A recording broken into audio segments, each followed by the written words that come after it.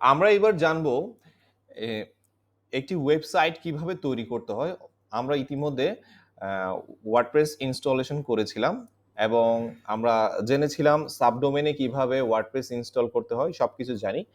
তো আপনারা কিভাবে একটি ওয়েবসাইটের মধ্যে এলিমেন্টর টুলস ইনস্টল করবেন, এলিমেন্টর প্লাগইন ইনস্টল করবেন, সাথে এলিমেন্টরের জন্য সাপোর্টিং যেসব প্লাগইনগুলো ইনস্টল করতে হবে একটা ওয়েবসাইট ডেভেলপ করার জন্য, আমরা সেটি দেখব। তো সচরাচর আমরা একটি ওয়েবসাইটের ইন্টারনাল ড্যাশবোর্ডে আছি ওয়ার্ডপ্রেস কন্টেন্ট ম্যানেজমেন্ট সিস্টেমের। এখানে পোস্ট সাধারণত ব্লগিং করার জন্য ব্যবহার করা হয়। মিডিয়া, এখানে আমরা ছবি, পিডিএফ ডকুমেন্টস থেকে শুরু করে বিভিন্ন ডকুমেন্টগুলো রাখি, যেগুলো আপলোড হয় বাই ডিফল্ট সেখানে মিডিয়াতে চলে যায় বা মিডিয়া লাইব্রেরিতে চলে যায়। এবং পেজেস, এখান থেকে আমরা বিভিন্ন ওয়েবসাইট ডেভেলপ করার জন্য পেজগুলো নিয়ে আসি। আর অ্যাপিয়ারেন্স, এখান থেকে আমরা একটা থিম কিভাবে সিলেকশন করতে হয় বা থিম রেখে বা থিমের উপরে কিভাবে ডেভেলপ করতে হয় বা প্রিমিয়াম থিম কিভাবে ইনস্টল করতে হয় সেই জিনিসটা বোঝায়। তো আমরা যেহেতু এলিমেন্টর নিয়ে কাজ করব, সেহেতু আমরা নর্মালি একটা থিমকে অ্যাক্টিভেট করে নিই। অ্যাক্টিভেট করার পরে দেখা যাচ্ছে কি এখানে থিমস, কাস্টমাইজ, উইডজেট, মেনুস এবং ব্যাকগ্রাউন্ড অনেক কিছু চলে আসলো। মেনু সাধারণত একটি ওয়েবসাইটের ডিফল্ট কিছু মেনু তৈরি করার চেষ্টা করে থাকে, যা আমরা নেভিগেশন বাটন হিসেবে দেখে থাকি।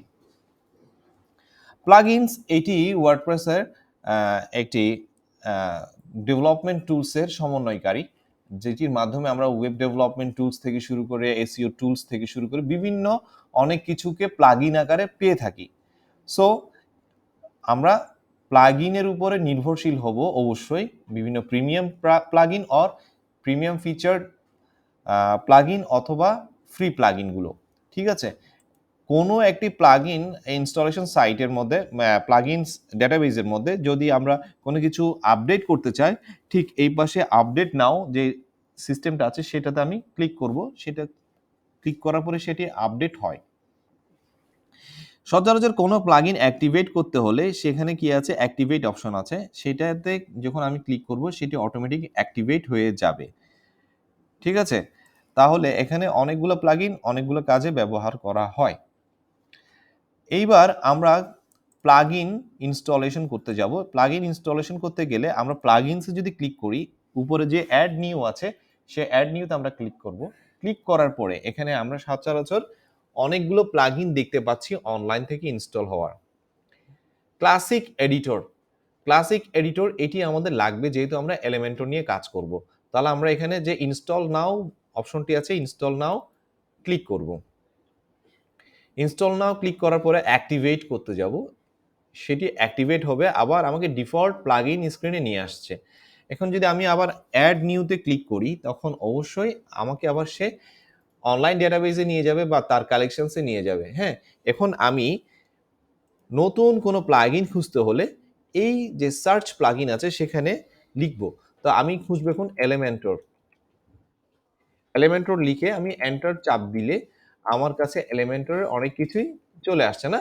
এখান থেকে আমি এলিমেন্টর ওয়েবসাইট বিল্ডার এটিকে ইনস্টল নাও হিসেবে ক্লিক দিব। একসাথে আমি অনেকগুলো জিনিস ইনস্টল করব। এরপর হচ্ছে আমি এলিমেন্টস কিট, এলিমেন্টর অ্যাডঅনস এটি ক্লিক করব। এরপর আমি স্টিকি হেডার ইফেক্টস এটি ক্লিক করব। প্রতিটা জিনিস ইনস্টল হওয়ার পরে এখানে আমি প্রতিটা প্লাগইনকে আবার অ্যাক্টিভেট করে নিব। ঠিক আছে, প্রতিটা প্লাগইনকে আমি অ্যাক্টিভেট করে নিব। সেহেতু আমি যে কোনো একটিতে যদি ক্লিক করি তাহলে সে আমাকে নিয়ে যাচ্ছে। এখানে দুটো প্লাগইন আমি অ্যাক্টিভেট করে নিই, তাহলে আমি দুটোটাকে সিলেকশন করলাম। ঠিক আছে, এভাবে সিলেকশন করার পরে উপরে বাল্ক অ্যাকশন আছে সেখানে আমি অ্যাক্টিভেটটা সিলেকশন করে আমি অ্যাপ্লাই যদি ক্লিক করি তাহলে আমার এখানে প্রতিটা প্লাগইন আমার অ্যাক্টিভেট হয়ে গেল। ঠিক আছে, ঠিক এইভাবে আমরা এলিমেন্টর এবং অন্যান্য সাপোর্টেড প্লাগইনগুলো ইনস্টল করলাম। থ্যাংক